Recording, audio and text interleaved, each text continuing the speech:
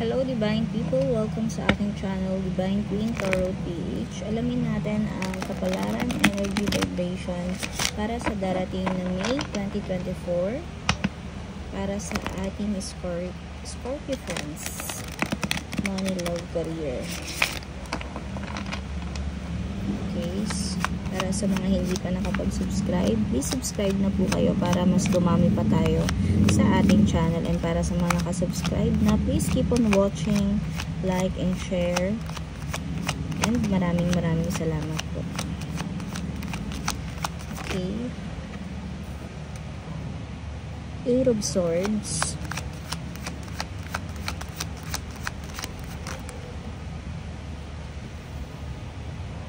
We have here the Knight of Wands. Oops. We have here the Queen of Pentacles. Okay, yung iba, this may makakaranas ng disappointments. Lalong-lalo na yung mga gustong umalis papuntang ibang bansa. Nag-apply ng trabaho. So, ang daming rejection dito, no? This May. Sa inyong kaperahan, sa inyong love life, sa mga single. So, ang daming rejection dito. Ang dami kong nakikitang rejection. Okay. Oops. And we have here reverse ng Temperance. So, minsan kasi, nawawalan na kayo ng, tiyaga, pagtitiis, tiyaga, sa mga ginagawa ninyo. Kung baga kung nasimulan nyo ang isang bagay, pag hindi nag-boom kahit na sa business, bigla na lang kayong umaayaw. Parang tinatamad na kayo. No? Parang kunyari sa nililigawan ninyo, may liligawan kayo dito. Kulang kayo sa effort, kulang kayo sa pagtsatsaga, kulang kayo sa kung paano yung i-show sa kanya, no? Hindi kasi kayo showy na tao, no? Madalas ganun kayo. Na hindi nyo maipakita yung tunay nyong nararamdaman. Kahit sa employee, sa pagiging employee, no? Tahimik lang kayo, hindi kayo masyadong nakikisalamuha. No? Mga nag-a-apply ng trabaho, ayan, parang nare-reject kayo kasi hindi kayo confident sa mga sagot ninyo. No? Yan yung mga kailangan yung pag-aralan sa, or improve sa sarili ninyo, Scorpio. Okay. Ano pa natin? Oops. Okay, we have here the Page of Cups. So, once na na-improve mo yan, no? Hindi naman parating ganito, no? Makisalamuha ka kasi sa ibang tao. Matuto ka makisalamuha sa ibang tao. Huwag naman too much. May limitation lang rin, no?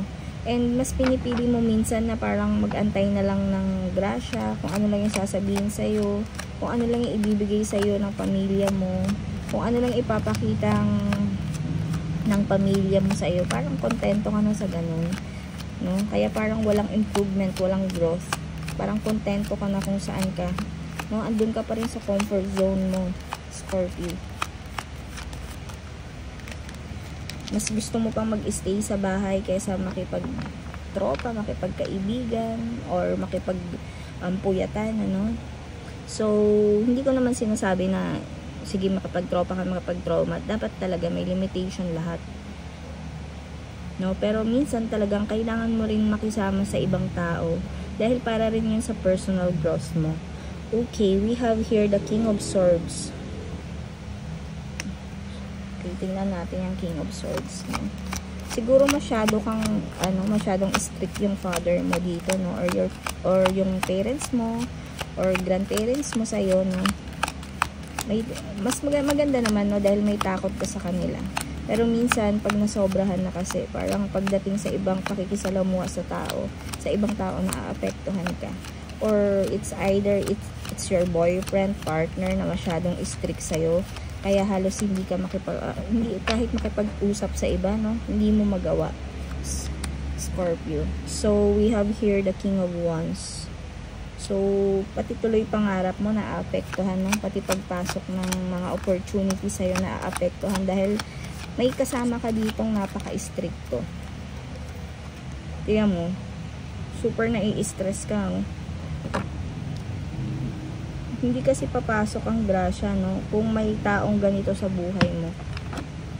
Halos hindi mo magawa kung ano yung gusto mo. Hindi mo malabas kung sino ka.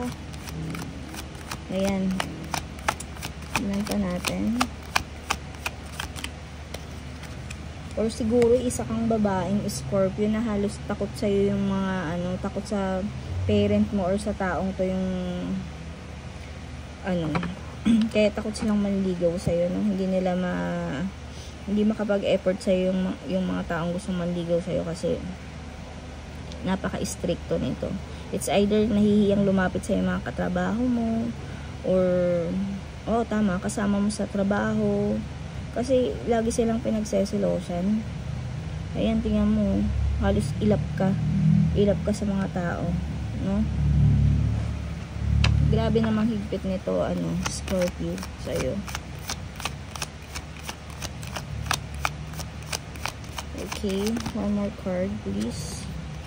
So, ayan, tignan mo ang Justice, naka-reverse. So, if hindi ka na masaya sa kung ano yung nasa, yung sitwasyon mo ngayon, ano, ikaw lang ang makakapagpabago niyan, Scorpio. Ikaw lang ang makakapag-control niyan.